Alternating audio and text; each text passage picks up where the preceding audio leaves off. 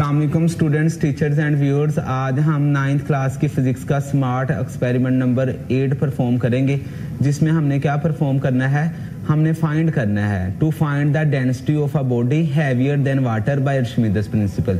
यानी कि कोई भी बॉडी जिसकी डेंसिटी वाटर से ज्यादा होगी उसकी हम डेंसिटी को मालूम करेंगे अर्शिमिदस प्रिंसिपल को यूज करके। स्टूडेंट्स, यहाँ पर मैं बताता चलूं कि अर्शिमिदस प्रिंसिपल क्या है। स्टूडेंट्स, हम जब किसी भी बॉडी को वाटर में हम इमर्स्ड करेंगे यानी कि डुबोया जाएगा तो उस पर एक अप थ्रस्ट फोर्स लगती है ऊपर की तरफ। वो जो अप थ्रस्ट फोर्स होती है वो उस वेट के इक्वल होती है जो ऑब्जेक्ट जो है वो वाटर में जब उसको डिप किया जाता है तो स्टूडेंट्स वो कुछ ना कुछ वेट ऑफ वाटर जो है वो डिस्प्लेस करेगा। तो जितना वाटर वो डिस्प्लेस करेगा ना, तो जो वाटर डिस्प्लेस हुआ जितना उसका वेट होगा उसके इक्वल उस पर क्या लगेगी, अप थ्रस्ट फोर्स लगेगी। इसको हम अर्शिमिदस प्रिंसिपल कहते हैं। ये स्टूडेंट, इस एक्सपेरिमेंट के लिए जो हमें ऑपरेटर्स चाहिए उसमें स्प्रिंग बैलेंस शामिल है। आप देख सकते हैं कि जो स्प्रिंग बैलेंस है इसकी जो रीडिंग है इस टाइम 0 है। ये देखिए, ये 0 ग्राम है और इस तरफ 0 न्यूटन है। तो इसकी मदद से हम क्या करेंगे, वेट मालूम करेंगे किसी भी चीज का इन एयर और इन वाटर। स्प्रिंग बैलेंस के अलावा हमें आयरन स्टैंड, स्टोन, इस स्टोन की हमने डेंसिटी फाइंड आउट करनी है। बीकर में वाटर है, थ्रेड, वेट बॉक्स, थर्मामीटर है। थर्मामीटर की मदद से हम रूम टेम्परेचर फाइंड आउट करेंगे एंड वेइंग बैलेंस। स्टूडेंट, सबसे पहले हम क्या करेंगे, रूम टेम्परेचर फाइंड आउट करेंगे with the help of thermometer. तो जो रूम टेम्परेचर मैंने थर्मोमीटर की मदद से मालूम किया वो 30 सेल्सियस आया है, क्योंकि जो वाटर है उसकी डेंसिटी डिफरेंट टेम्परेचर पर डिफरेंट होती है। लेकिन इस टाइम चूंकि रूम टेम्परेचर 30 सेल्सियस है और 30 सेल्सियस पर जो वाटर की डेंसिटी होती है वो 1000 किलोग्राम पर मीटर क्यूब होती है। स्टूडेंट्स, रूम टेम्परेचर मालूम करने के बाद हमने क्या करना है, ये स्टोन है जिसकी हमने डेंसिटी फाइंड आउट करनी है, तो इसको हम धागे से बांध लेंगे। मैंने स्टोन के साथ थ्रेड को बांध दी है। अब मैं क्या करूंगा कि स्प्रिंग बैलेंस के साथ इसको हैंग करके इसका एयर में वेट फाइंड आउट कर लूंगा और ये जो वेट की वैल्यू होगी इसको मैं W1 का नाम दे दूंगा। फ्रेंड्स, स्प्रिंग बैलेंस की आपने देखना है वेट हैंग करने से पहले कि इसमें कोई एरर तो नहीं है। आप देख सकते हैं कि इसमें कोई एरर नहीं है, ये 0 ग्राम और इधर से 0 न्यूटन है। अब मैं इसके साथ वेट हैंग करूंगा तो वेट हैंग करने के बाद मैं उसका वेट मेजर कर लूंगा। ग्राम में भी मेजर कर सकता हूँ, न्यूटन में भी मेजर कर सकता हूँ। तो वो जो वेट होगा वो इन एयर होगा। फ्रेंड्स, आप देख सकते हैं कि जो वेट है वो एयर में है और इस टाइम जो इसका जो वेट आया है वो 150 ग्राम आया है या 1.5 न्यूटन आया है। तो ये जो वेट एयर में है इसको मैं W1 का नाम दूंगा। यानी कि जो weight of solid in air है वो W1 है, वो कितना है, 150 ग्राम या 1.5 न्यूटन है। ये वाली वैल्यू को मैं नोट कर लूंगा। स्टूडेंट्स, जो ऑब्जेक्ट का एयर में वेट है वो 1.5 न्यूटन है। जब इस स्टोन को मैं वाटर में डिप करूंगा और टोटली तौर पर आपने डिप करना है, इमर्स्ड डुबो देना है, तो इस पर अपवर्ड फोर्स लगेगी जिसको हम अप थ्रस्ट कहते हैं। जब इस पर अपवर्ड फोर्स लगेगी ना तो जो स्प्रिंग बैलेंस होगा वहां पर जो वेट हो जाएगा वो कम हो जाएगा। क्यों कम हुआ? अप थ्रस्ट फोर्स की वजह से। तो आपने देखना कि जैसे इसको मैं डिप करूंगा जो स्प्रिंग बैलेंस है वहां पर पहले रीडिंग जो थी वो 150 ग्राम था या 1.5 न्यूटन था। जैसे इसको वाटर में डिप करूंगा तो वो रीडिंग कम हो जाएगी। आपने अब स्प्रिंग बैलेंस की तरफ देखना है। ये जो स्टोन है उसको मुकम्मल तौर पर आपने डिप करना है और इसको नीचे इसका जो बॉटम है बीकर का उसके साथ भी नहीं टच होना चाहिए और इसको जो साइड पर बीकर वाल्स हैं उसके साथ भी टच नहीं होना चाहिए। से स्टूडेंट, इस स्टोन को मैं वाटर में डिप करूंगा तो इसका वेट कम हो जाएगा। स्प्रिंग बैलेंस की तरफ देखना कि इसका वेट किस तरह से कम होता है। ये देखिए 1.5 पे था, जैसे ही वाटर में डिप होना शुरू हुआ ये कम होना शुरू हो गया। ये जो ग्राम में स्केल है इसमें ये देखें ये 0 और 25 है। इसको उन्होंने टोटल 10 डिवीजन में डिवाइड किया हुआ है। यानी कि जो एक लाइन बनती है वो 2.5 ग्राम की बनती है। अब ये 75 है और ये देखें आगे ये छठी लाइन के साथ आगे कौन साइड का आ रहा है 75 के बाद।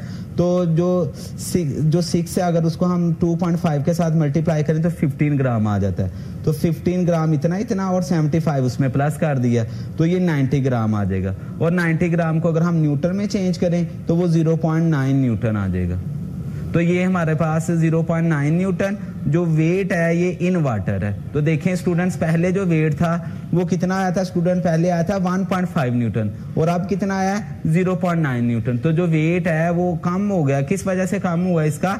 वो अपथ्रस्ट फोर्स की वजह से। हमने एक्सपेरिमेंट नंबर 8 9th क्लास की फिजिक्स का परफॉर्म किया है, जिसमें हमने to find the density of a body heavier than water by Archimedes principal.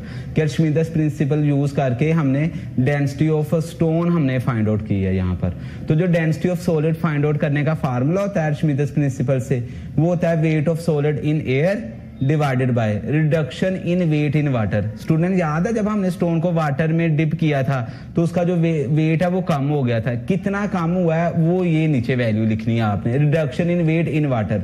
और ये वेट स्टूडेंट किस वजह से कम हुआ था, ये अप थ्रस्ट फोर्स की वजह से कम हुआ था।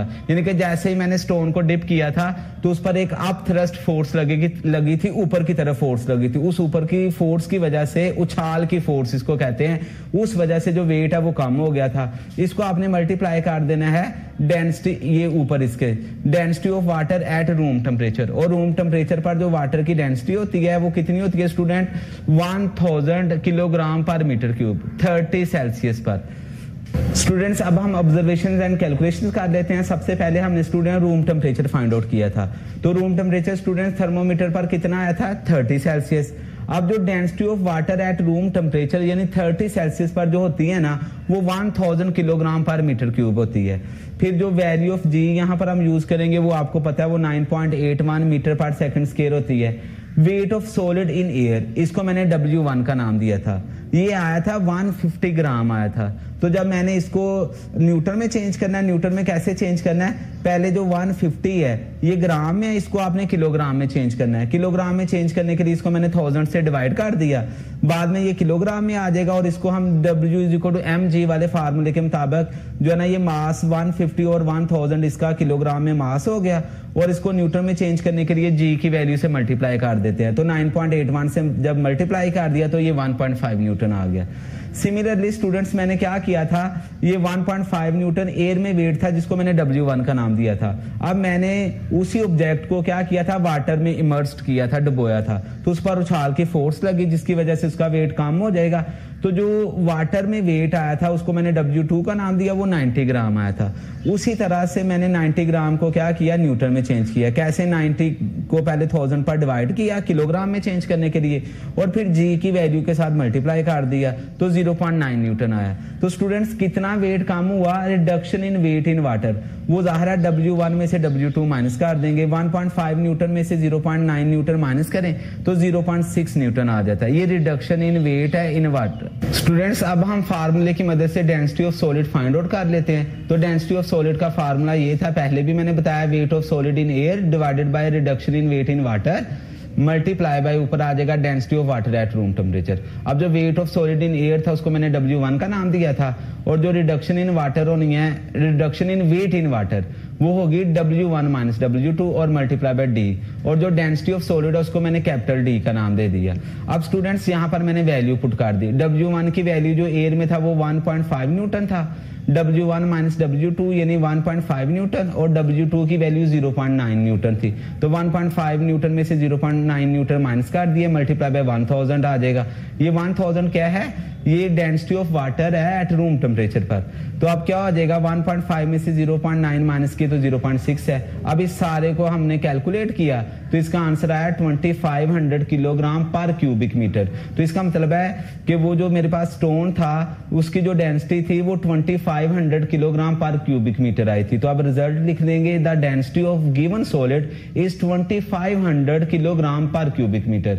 इसी तरह से स्टूडेंट्स यहाँ पर मैंने स्टोन यूज किया है। आप कोई भी एक जो है ना, कोई भी ऑब्जेक्ट इस्तेमाल कर सकते हैं जिसकी डेंसिटी वाटर से ज्यादा हो, और अर्शिमिदस प्रिंसिपल को यूज करके आप उसकी डेंसिटी को फाइंड आउट कर सकते हैं।